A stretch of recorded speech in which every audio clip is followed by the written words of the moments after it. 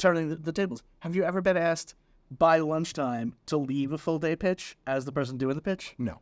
All right, so we did that once. It was so bad. We were like, look, you're not it. We don't need to have lunch. Right. Like we can terrible. No, that has not happened to me. Thank God.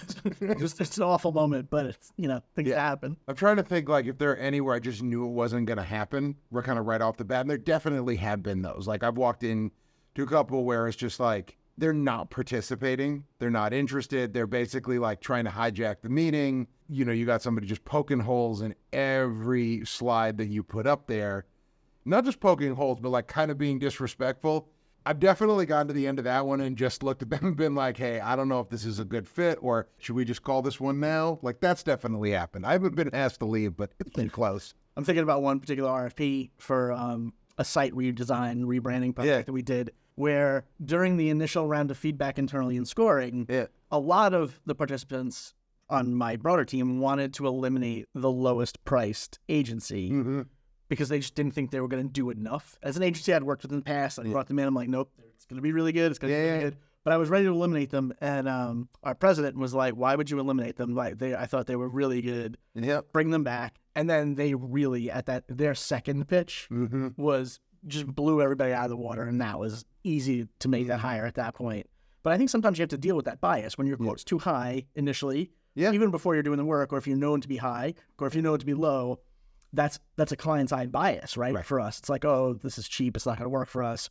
Or this is too expensive, it's not worth it. So price does play an issue, or perceived price, I think. And that's in that perception of the pitch too, Because people do like, they do want to cut the lowest one, right? And you think you're underselling them. You're like, okay, cool, our price is going to be so competitive. And then they're like, I don't know, it just didn't seem like you were going to get enough done. And it's like, all right. Yeah. No, that's definitely a real thing where you're like, why are you guys at $25,000 and everybody else is at $80,000? Like, is everybody else trying to take us? Right. And in some cases, yes. But it's interesting because I feel like a lot of times when you go in and pitch as an agency, especially for us, because we're much more like performance marketing, we're much more technical. We're not coming in necessarily with the big idea. We're going to come in and say like, cool, like this is your big idea. Cool. Let's test all of the different versions of it. Let's, it doesn't always jive. So what I would say is if you're going into pitch and the company that you're pitching expects the agency to have the big idea, they're a bad client, turn around and run.